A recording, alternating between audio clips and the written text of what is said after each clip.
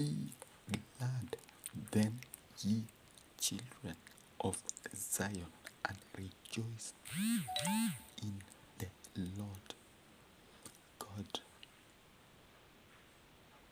for he has given you the former rain moderately, and he will cause to come down for you the rain, the former rain and the latter rain in the first month.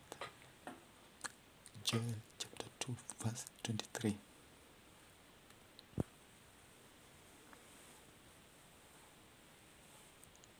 And it shall come to pass afterward that I will pour out my spirit upon all flesh, and your sons and daughters shall prophesy, your old men shall dream dreams, and your young men shall see visions.